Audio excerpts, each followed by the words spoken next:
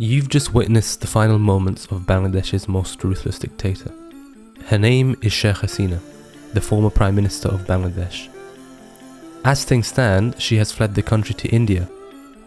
Her reign spanned over 15 years, making her the longest-serving Prime Minister in Bangladesh's history. But her time in power was marked by accusations of autocracy, political repression, and widespread corruption. So how did this all happen? How did a woman who once fought for democracy become the embodiment of authoritarian rule? It's 1971 and Bangladesh emerges from the flames of war with Pakistan as a new nation, born with the sacrifice and struggle of millions. A people with their own heritage and identity, bound together by their own language. At the heart of the revolution stood Sheikh Mujibur Rahman, known as the father of the nation. He wasn't just any leader, he was a symbol of hope, uniting people longing for liberation from oppression. The war lasted 9 brutal months, and shortly after victory, Mujib became the first official Prime Minister of Bangladesh. But behind this towering figure lay a family shaped by the same dreams, bound by the same fate. Among them was his eldest daughter, Sheikh Hasina. Friday 15th of August 1975. The Prime Minister of Bangladesh, Sheikh Mujib, is asleep, along with the rest of his family. It's 4 a.m. in the dead of night. A military convoy arrives outside his residence. Just hours later, Mujib, his wife, and nearly all his children are killed in a bloody coup d'etat. Only 2 survived that fateful night: Sheikh Hasina and her youngest sister, Sheikh Rahana. Both were visiting West Germany at the time, escaping an inevitable death. When news eventually broke out, the reaction across Bangladesh was unlike anything expected. There was no rioting, almost no reaction to Sheikh Mujib's murder because lately he had lost his hold on the country. Orphaned and exiled, she fled to India with her sister Rahana. But Hasina carried more than just grief. She carried the immense weight of her family's legacy on her shoulders. Hasina had no choice but to observe from the sidelines, as the power vacuum that followed Mujib's murder swiftly gave birth to instability and uncertainty.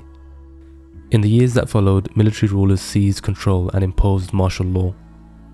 The country became a breeding ground for opportunists, with fragmented political groups fighting for survival in an increasingly volatile atmosphere. It's 1981 and something remarkable happens. Sheikh Hasina is elected to lead the Awami League party, while in exile. After years of unrest, Bangladesh held its first free elections in over 16 years. Hasina went head-to-head with Khaleda Zia, the widow of the country's former military leader, Ziaur Rahman. What followed wasn't just an election, it was a birth of a rivalry that would define Bangladeshi politics for decades. When the dust settled, Hasina lost. Khaleda Zia rose to power, and the 2 leaders became locked in a bitter feud. Hasina doesn't take this loss quietly. She boycotts parliament and accuses Zia of election fraud, sparking nationwide unrest. The pressure was too much, and Khaleda Zia was forced to step down. And in 1996, Hasina won the next election and became the next Prime Minister. Her first term in office was filled with progress and controversy. Hasina launched infrastructure projects, expanded access to electricity, and boosted the economy. Her supporters hailed her as a visionary, a leader pushing Bangladesh forward. But beneath the surface, cracks began to form. Accusations of corruption and favouritism plagued her government. Then came 2001. Khaleda Zia's BNP won by a landslide. Zia returned to power and Hasina was back to being an opposition leader. By 2007, the rivalry between Hasina and Zia had reached a boiling point. A military-backed interim government declared a state of emergency, cancelled elections and arrested both leaders on charges of corruption and extortion. For nearly 2 years, Bangladesh stood still, but even imprisonment couldn't end their feud. In 2009, Hasina returned stronger than ever. She won by a landslide and began her second term as Prime Minister.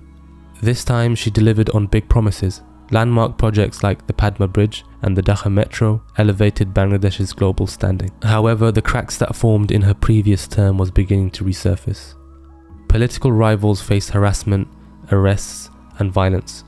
She sanctified her family, erecting thousands of statues and suppressed any form of dissent against them. This sentiment was broadly reflected in public policy too, most notably the Quota System. What started as a policy to honour sacrifice became one of the most divisive systems in Bangladesh's history. In 1972, the quota system was introduced. The idea was simple: recognise the descendants of freedom fighters by reserving a portion of well-paid government jobs for them. Over the decades, the quota system remained a fixture of government policy. They were revised repeatedly and began to include allocations for various minority groups. But the core remained: a significant portion of government jobs set aside not for merit, but for lineage. This approach had consequences. By prioritising quotas, the system overlooked the most qualified candidates. And then a ruling came. In June 2024, a High Court not only upheld the quota system, it expanded it. 30% of all government jobs would be reserved for freedom fighters and their descendants. The decision would send shockwaves throughout the entire country.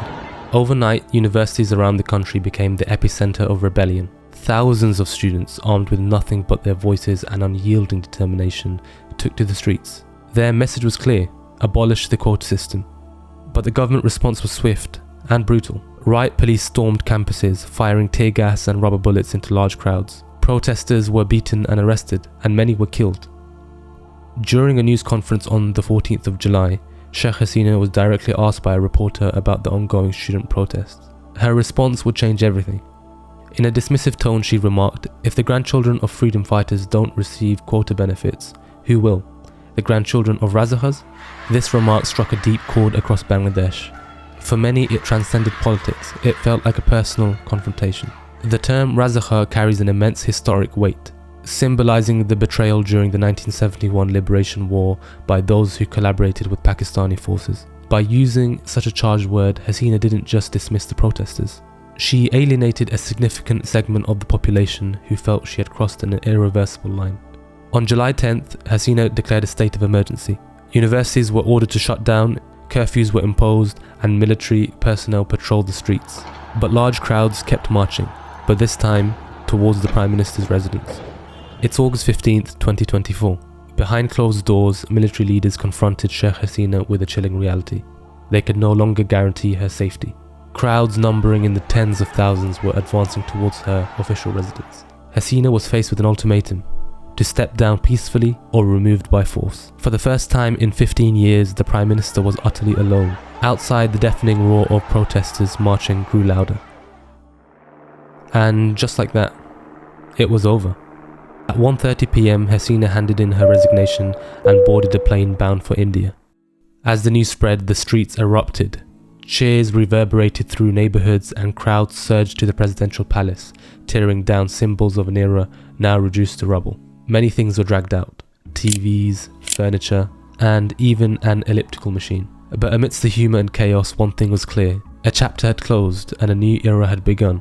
This wasn't just the fall of a leader, it was a rebirth of a nation.